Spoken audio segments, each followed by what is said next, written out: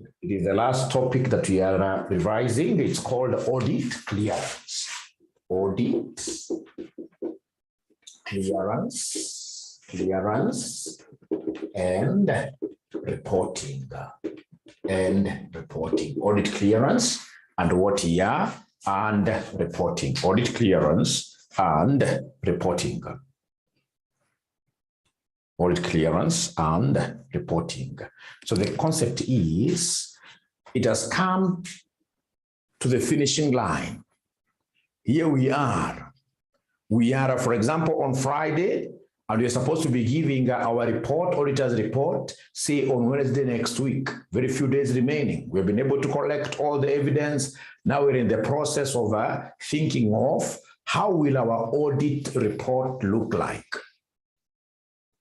Ladies and gentlemen, there are things that I will have to really discuss with management.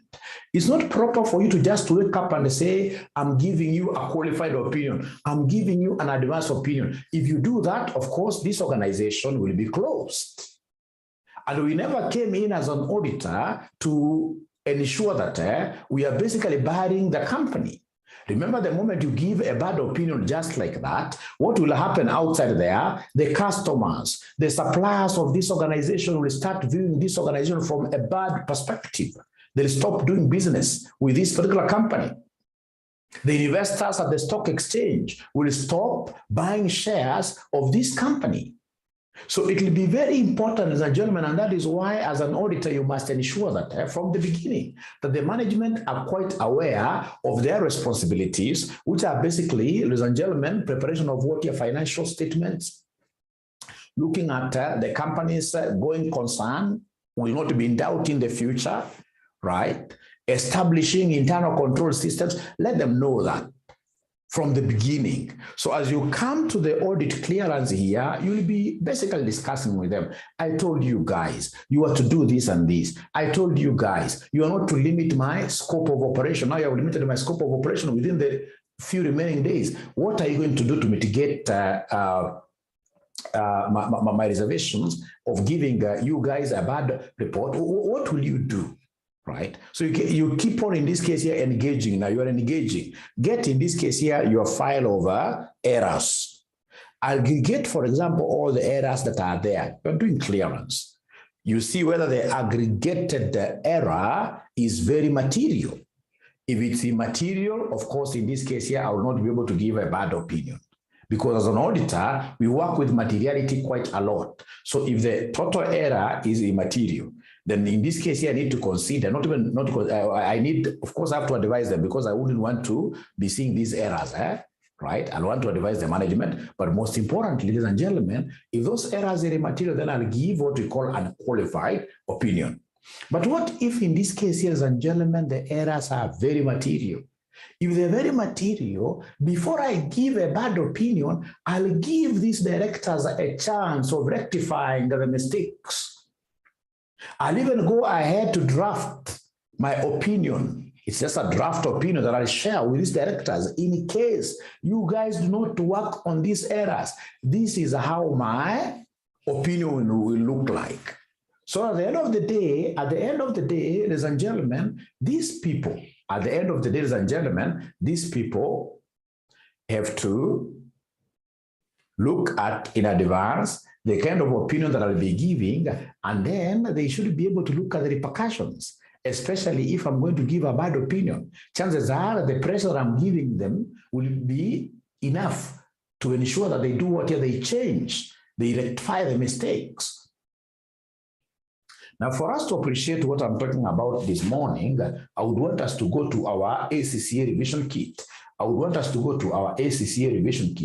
We go to ACCA revision kit and look at question number 112. Let's look at question number 112. I know you have this, and most probably you even printed, right?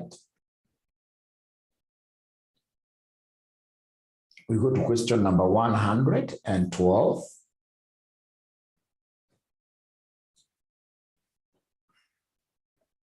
We go to question number 112. Question number 112. Corsco Air which has been amended, was amended by ACCA. So we are told here that Corsco is a large, first of all, you start by reading the requirement. On the basis of the information provided above, describe the auditor's report that you consider is likely to be issued in the case of Corsco, giving reasons. What kind of an auditor's report are you going to give? B, explain the difficulties that would be faced by Corsco and its auditors if Corsco's audit report made reference to going concern issues. This is what I was explaining. The difficulties that the company will face.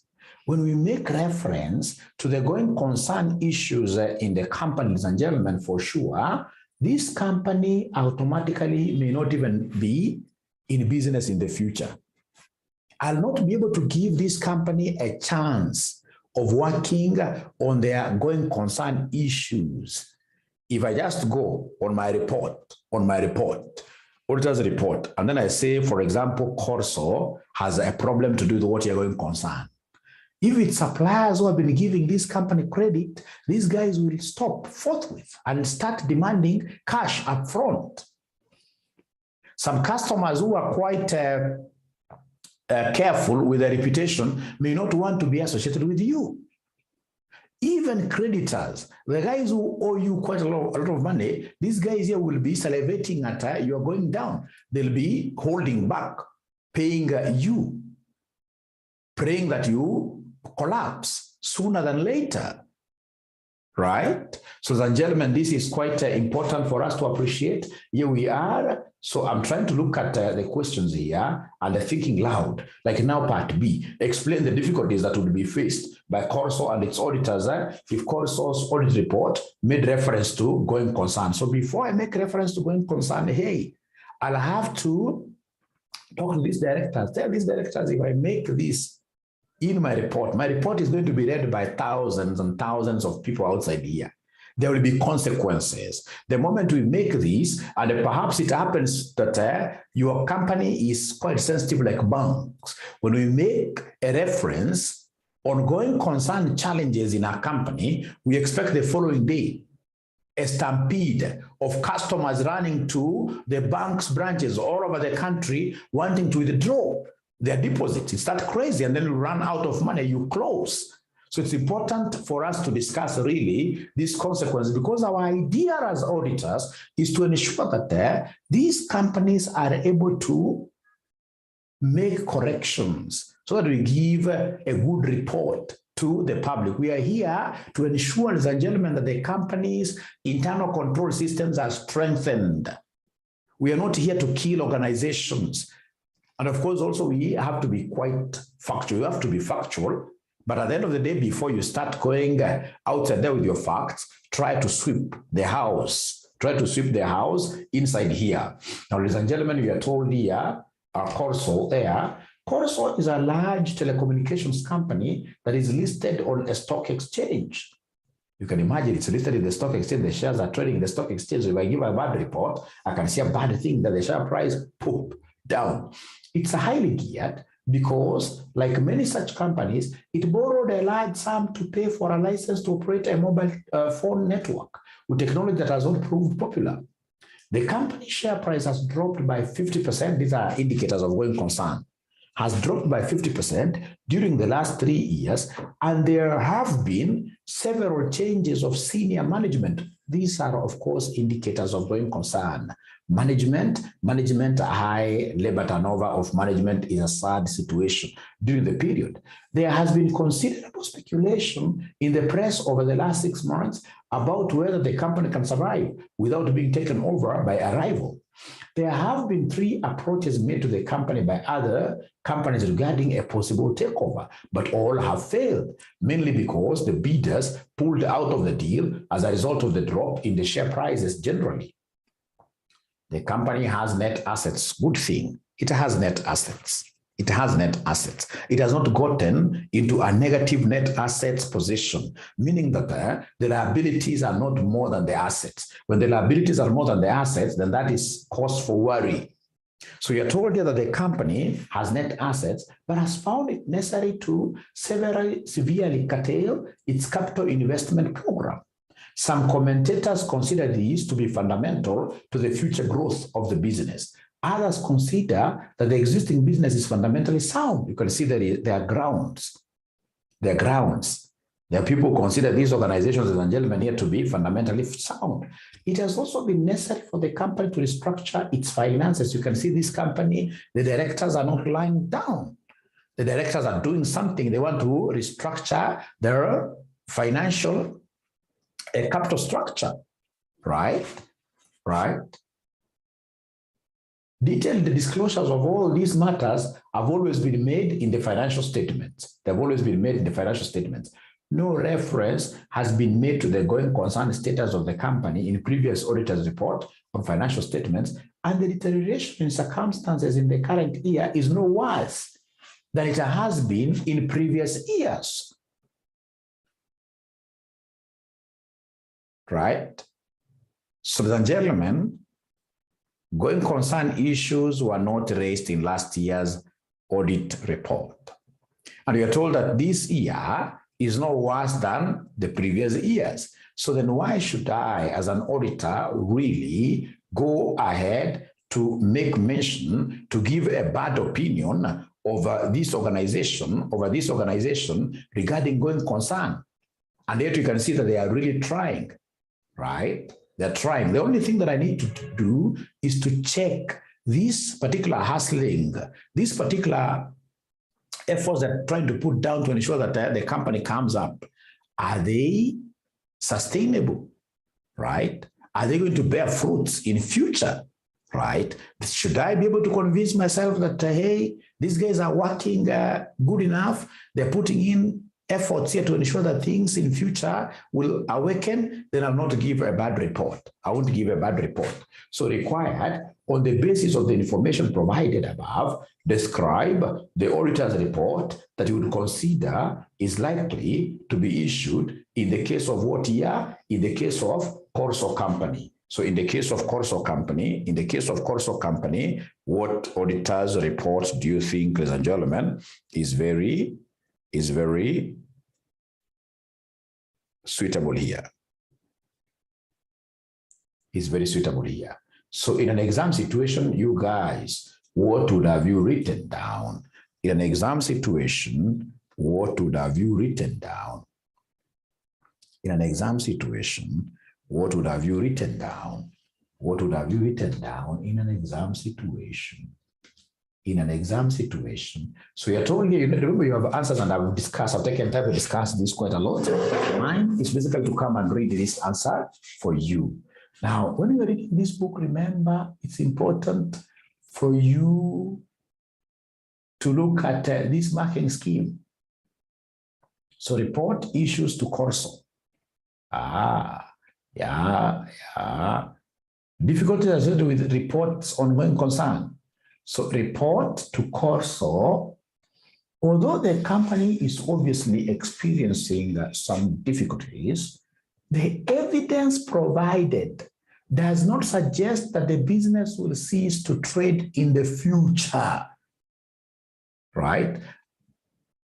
I'll not rely on what is in the media. I would want to get concrete evidence regarding this organization failing in the future, which I should use as the basis of giving my report. So far, I've not gotten very serious evidence, which in this case suggests that the company will cease to trade in the future. The company has net assets and still appears to have options available to it in order to resolve its problems. The fact that the company has taken steps to restructure its finance and has been able to do so is also a positive sign. On the basis that the situation is no worse than in the previous years and that no reference has been made to going concern in the past, it would not seem appropriate to refer to it this year. So an auditor's report with a modified audit opinion would be issued. I'll go ahead and issue a good report. I'll go ahead and issue a good report.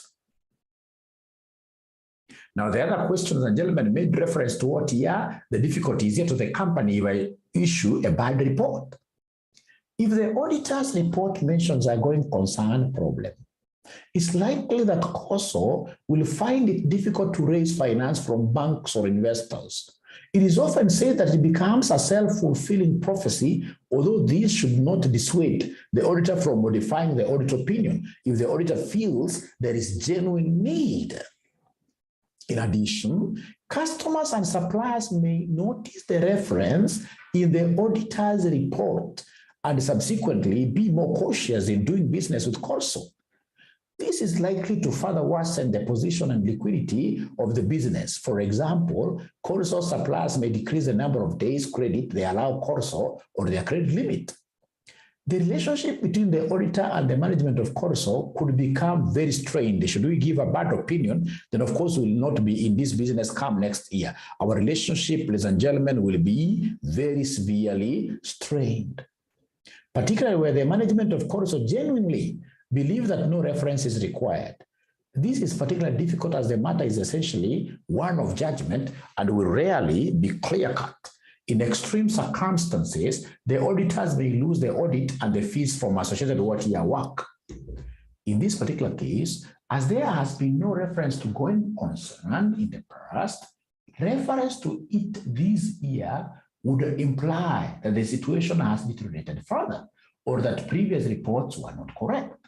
This is particularly a contentious issue as there is an ongoing public concern about the role of the auditor in warning shareholders about matters which will affect the value of their investment. Ladies and gentlemen, I don't want you to take notes. Remember already you have these books with you. The most important thing, ladies and gentlemen, here is to appreciate the fact that these people, honestly, they are trying.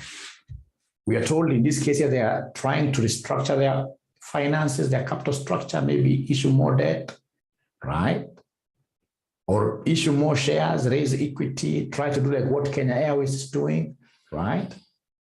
Right? And again, when I make reference to previous years' audit working papers, I'm realizing that the same situations that are being mentioned were there in the previous years, but the previous auditors never made mention. So these directors are really trying. The only thing that we need to do as their auditors is to sit down with management, try to look at really what are the loopholes that we could be having in the organization that makes this organization, for example, lose funds, right? When you tell me that, for example, you're restructuring your finances, could you kindly give me, this is evidential, could you give me, in this case here, a concrete evidence that there is a bank that you have an agreement with them, which will be able to give you some facilities in the future, right?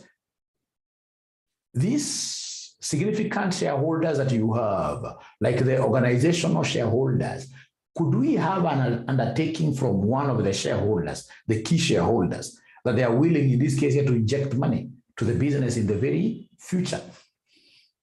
The moment we are able to get such kind of an undertaking, ladies and gentlemen, from banks, from key shareholders, etc., then there is no need for us to go ahead and put the last nail on the coffin.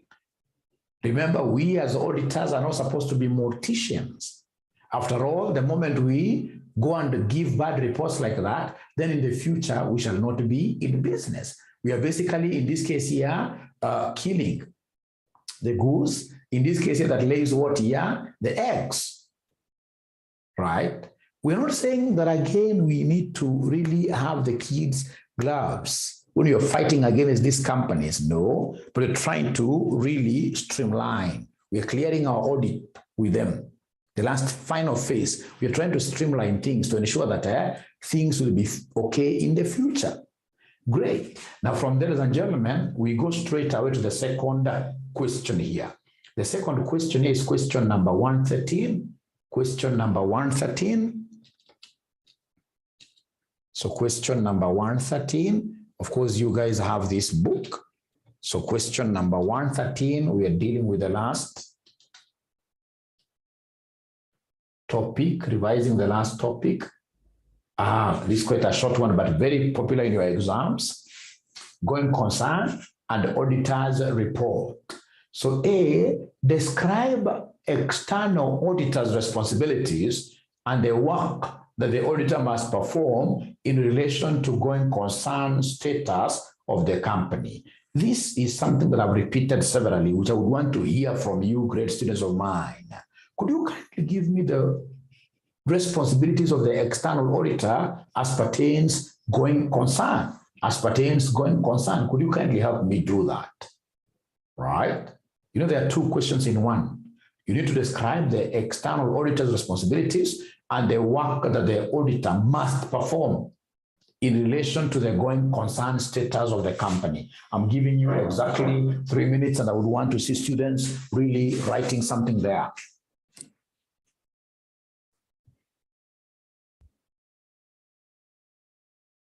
If you don't write, I'll be very sad. No. Just try writing something sketchy. Try writing something sketchy.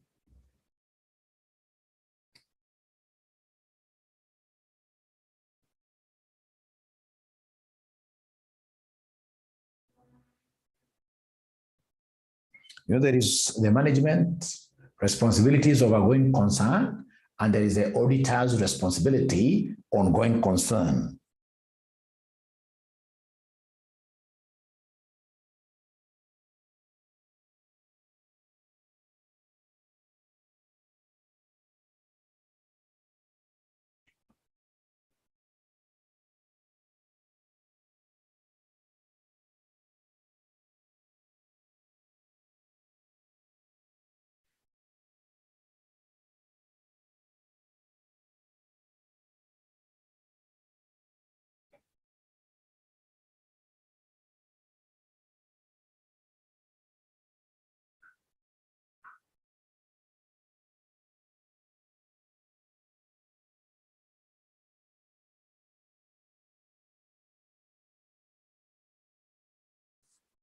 So I'm waiting to see whether there is anybody who is typing anything.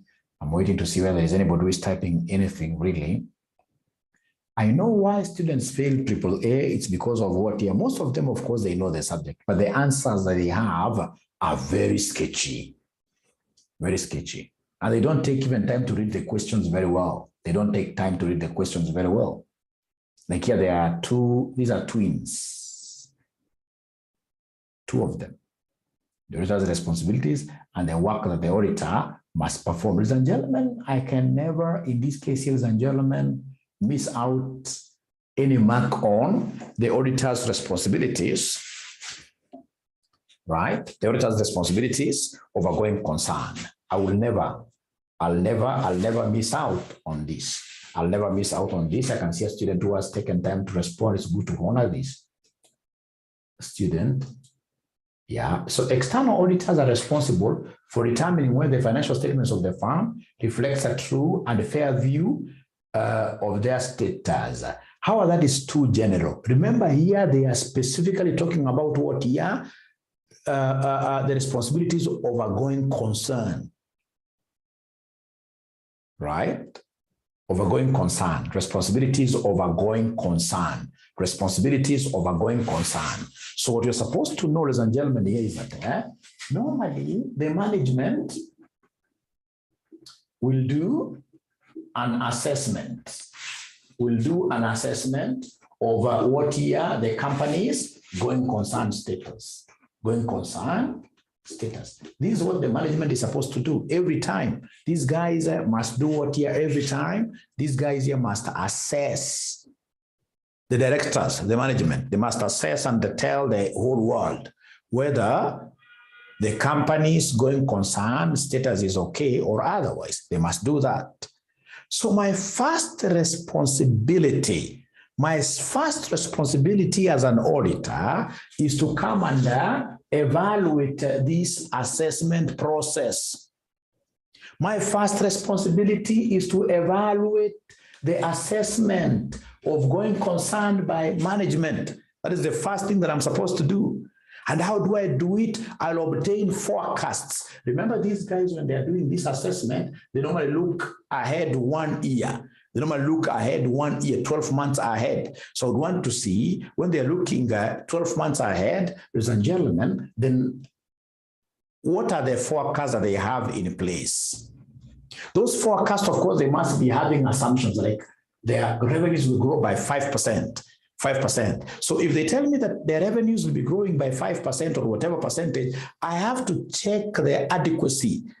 I must, in this case here, get proper evidence whether the 5% is achievable, right? So I must talk to a few people here. I must talk, for example, to the sales/marketing director, etc. Now, from there, ladies and gentlemen, I'll also myself, it's not my work, but myself, I'll also be looking at the events, which in this case here could cast doubt on the going concern status of the company. Are there events, material events, that may cast? So I'll be looking at the newspapers to see whether people are talking about RCM outside there, right? When I'm outside there, at times I could be floating a few, but I will be quite keen to see whether there are events here. So what is the media saying about this? So these events, ladies and gentlemen, for example, are there customers, our customers, who owe us quite a lot of money, who have been declared bankrupt, or who are going through, in this case here, difficult situations, right? So events like COVID, right? So I'll be looking at some of these things. Right. And then, of course, ladies and gentlemen, I'll be looking at what here, the concept of I must gather a lot of what here, evidence. And when I'm gathering evidence, I'll be doing a lot of what here, discussions. I'll be doing a lot of discussions with management and discussions with, for example, banks through this bank circularization, etc. I like what 𝗥𝗖𝗠 is saying there.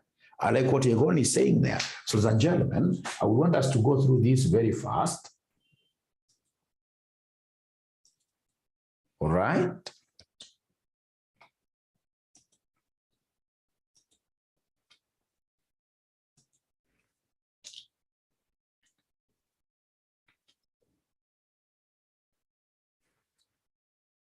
Okay. So it is here. So responsibilities, external auditors' responsibilities and the work that the auditor should perform in relation to going concern. Number one is to evaluate the management's assessment of the entity's ability to continue as a going concern. That is the first thing. Number two is to consider whether there are and remain alert throughout the audit for events or conditions that may cast significant doubt on the entity's ability to continue as a going concern. Next, and inquire of management its knowledge of events or conditions beyond the period, beyond those 12 months, beyond the period of the assessment that may cast significant doubt on the entity's ability to continue as a going concern. And then lastly, obtain, of course, sufficient appropriate audit evidence to determine whether a material uncertainty exists if events or conditions are identified that may cast significant doubt on the entity's ability to continue what year as a going concern. Thank you so much. Now, there is something that I would want to, again, to hear from you. We have seen what the auditor's responsibilities of a going concern are. So then what is the audit work that you guys should be able to do as auditors of a going concern? What are the audit procedures of a going concern? Audit procedures of a going concern. Remember, anything you say here will be correct. Audit procedures of a going concern. Audit procedures of a going concern. So 3 minutes, and today I would want to see. Thank you very much, Gilly, but I would want to see my students as usual talking. Is it because you guys haven't woken up yet? It will be possible that you haven't woken up. Yes, thanks, Mary. The audit procedures of a going concern. I'm giving you 3 minutes. The audit procedures of a going concern. The audit procedures of a going concern. So I'm giving you exactly 3 minutes. Ensure that you are able to give us this.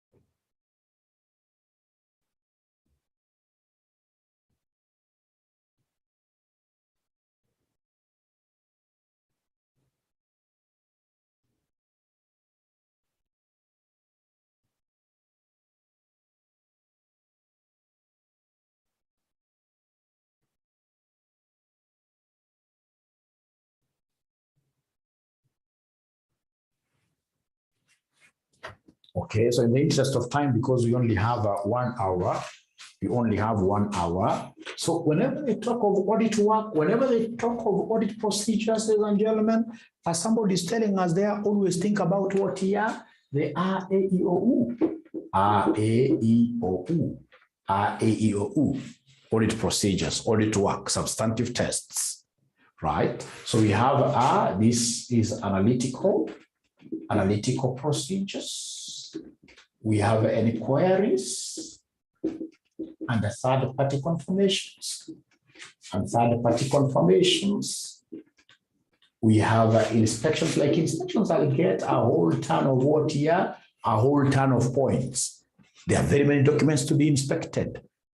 This is where we talk of review correspondences between the bank and the company. Review correspondences between, for example, if it's a going concern challenge, which has been brought about by some court matter, I'll review correspondences between the lawyers and what are the company, right? Review, right? I have observation, and then we have what we call recalculations.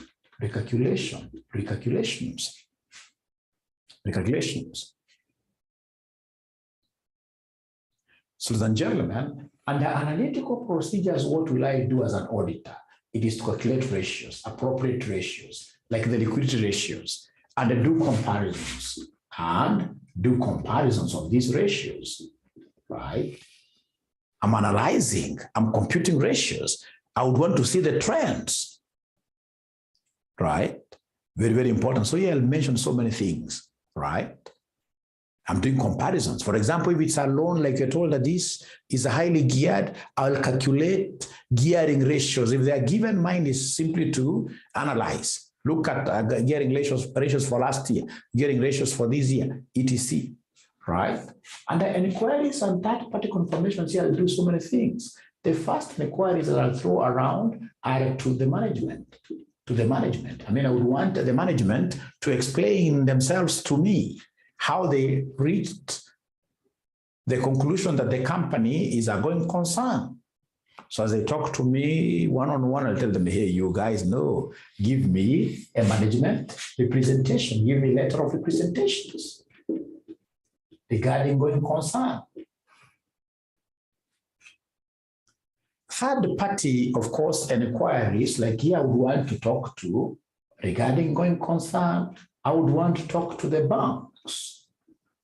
I would want to circulate, to get circulars from banks. So of course I would want to see whether the bank balance in the financial statements is correct, number one.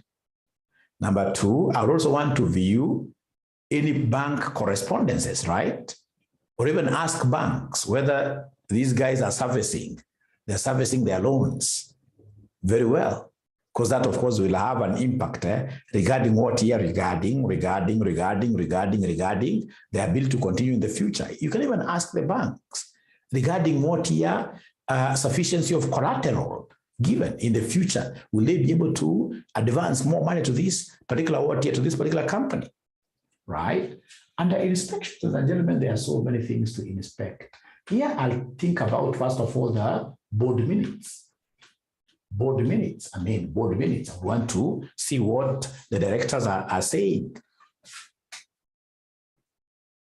Right? So there are so many things that you need to review. The media press. I would want to, in this case, to review, for example, correspondences between the bank and the company, correspondences between the lawyer. There's so much things here to be reviewed. I would want to review their forecasts. Review the forecasts, and any assumptions in this case here made.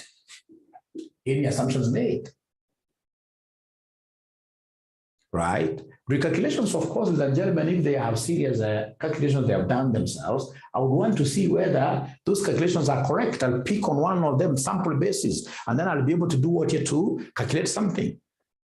So here you will be able to have, a plethora of points to write, so long as you are a student who is exposed a little bit, right? And remember, you are making those particular audit procedures in relation to what you're going concern, that I'll evaluate the assumptions made, by the management to see whether they are appropriate, evaluate, review, etc., talk to, document, etc.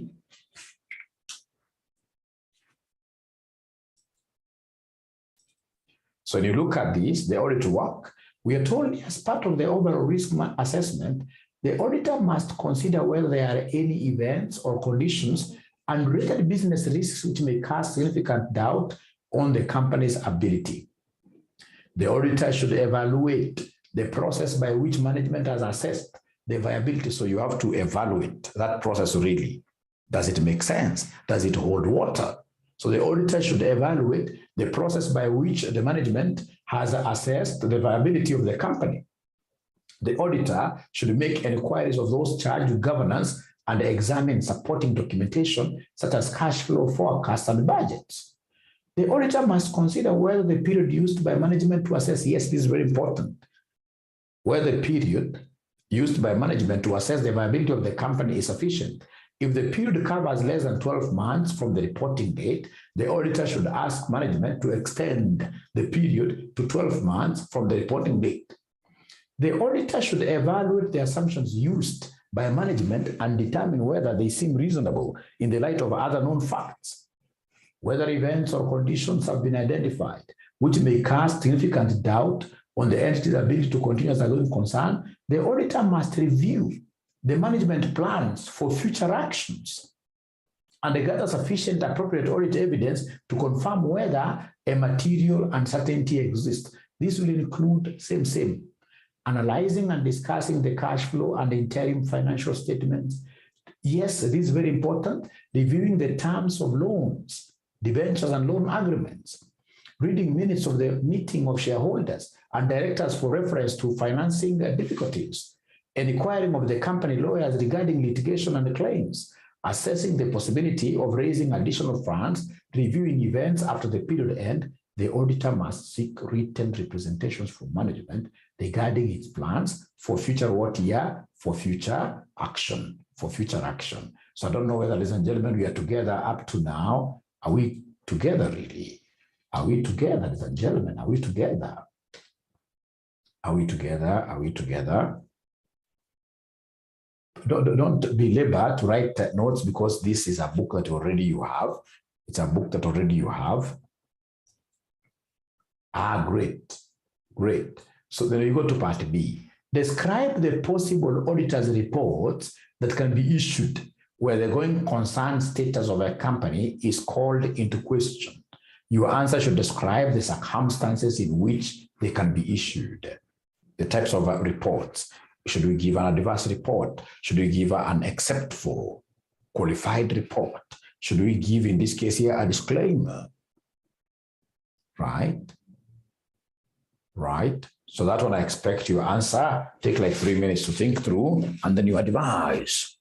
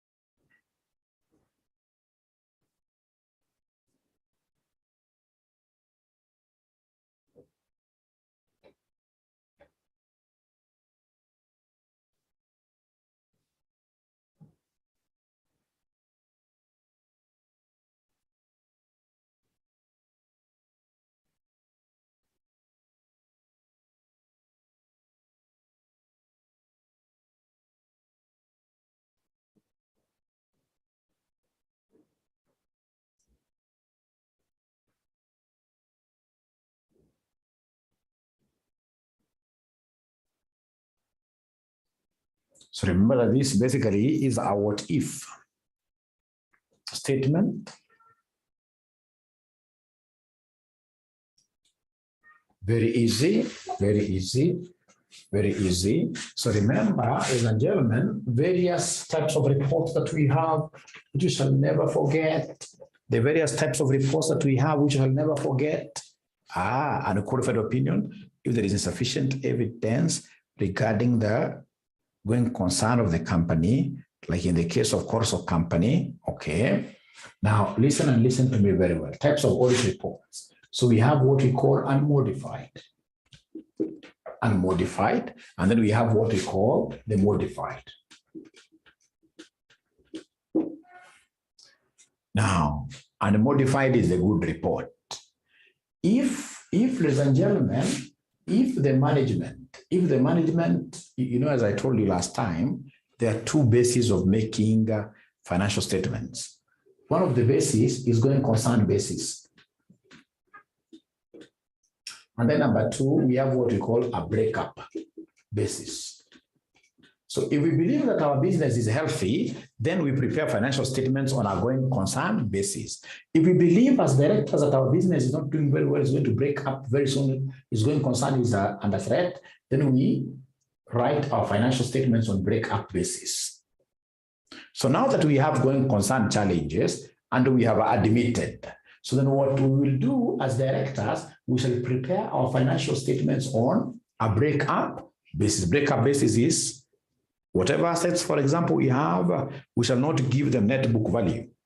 No. We shall go to the market and ask, if, for example, we want to sell this thing today, how much will we fetch? etc.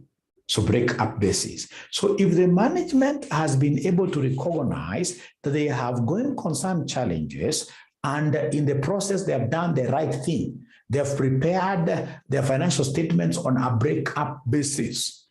So the management has done the right thing. The management has done the right thing. The management has done the right thing and prepared their financial statements on a breakup basis. And then they have done what we call adequate disclosures in the notes. They've said, when you look at our financial statements, please know that these financial statements have been prepared on a breakup basis because we are going to explode next year. We will not be there from our assessment. Next year shall not be there. And he has done proper disclosures. He has said we can't be there because of, number one, we have got this litigant who is very aggressive, right? Who is really chasing us, right? We also have issues, strong issues to do with COVID. We're not able to raise enough money to pay our obligations, etc. So if he has done proper disclosures and he has really done the right thing in terms of preparing the financial statements, then as an auditor, I'll issue unqualified opinion. As an auditor, I'll issue a good opinion, unqualified opinion. But now remember that I have to emphasize to the users of the financial statements in my auditor's report, right? I'll need, in this case here, to emphasize. So I'll need, ladies and gentlemen, a paragraph in my auditor's reports called material uncertainty relating to going concern. So I'll issue an emphasis of matter paragraph under a big title there called material uncertainty relating to going concern, relating to going concern. So I'll go ahead and issue a good report. The financial statements of RCM portray a true and fair view. Issue a good report. And then, of course, the basis of opinion, I'll be able to give a very good, why am I, in this case here, giving this good report? From evidence collected, blah, blah, blah, blah, blah. My responsibilities, blah, blah, blah, blah. The auditor's the management's responsibility, blah, blah, blah, blah. This is why I arrived at this particular. After that, there is this emphasis of matter, material uncertainty relating to going concern. I'll draw the attention of the users of the financial statements and tell them, as per note number 6, raised in the director's financial statements disclosures, the company has a big issue to do with what you are going concern because of this and this. But remember, whatever I'm just making reference to, I'm emphasizing Something that was raised by who? Directors. That is if there is what here? Adequate disclosures. Now, number two, what about now here? Now there are no adequate disclosures. I'm telling these directors, I'm already seeing that there's a big problem ahead, but these directors are saying, no, we don't want our shareholders to know, right? But we can see when we try adding 1 + 1, we are not getting 2 as auditors. We can see this company will not be there next year. So meaning that there is a big disagreement. When they want to do things looking north, and we know for sure that things are what here south down there, things are very bad. So in that case, then I will issue an adverse opinion, because you know that is very pervasive. That's a huge disagreement, right? That's pervasive. That's big, because they want me to cheat now. That's big. That's pervasive. I'll issue an adverse opinion. Now, what if I'm not able to collect sufficient, appropriate audit evidence regarding going concern? Then I'm not a magician. Remember, as an auditor, I'll base my opinion on evidence I collect. If I'm not able to collect any evidence, then, ladies and gentlemen, I'm sorry, I'll basically disclaim. I'll not place any opinion. I'll issue what we call a disclaimer of opinion. So please, you have the answers here, which I would want you to go and read later on, Don't forget to read them. You have your answers there. You have your answers here. So like the auditor's report, where the use of the going concern assumption is appropriate, but a material uncertainty exists, provided that the auditor agrees with the basis of preparation of the accounts and the situation is adequately disclosed, and an unmodified opinion is issued, which is the same as an unqualified opinion. The audit report will, however, include an emphasis of matter paragraph highlighting the uncertainty to the user and referring them to details in the disclosure note. Note 2, where the material uncertainty exists, but the situation is not adequately disclosed, the opinion should be modified on the grounds that there is insufficient disclosure and the financial statements are materially misstated. Depending on the specific circumstances, this may be a qualified except for or an adverse opinion. If the auditor's judgment, in the auditor's judgment, the company will not be able to continue as a going concern, right? And the financial statements have been prepared on a going concern basis, the auditor shall express an adverse opinion. If the auditors are unable to form an opinion because they were not able to obtain sufficient appropriate audit evidence, they shall use an except for, qualified, or disclaimer. If management is unwilling to extend its assessment where the period considered is less than 12 months from the reporting date, the auditor shall consider the need to modify the opinion as a result of not obtaining. The thing is, just get a general overview of this thing. Get a general overview of this thing and you will be okay. So if you don't mind, we shall meet tomorrow at the same time, 5 a.m. Keep time. Good day. Bye-bye.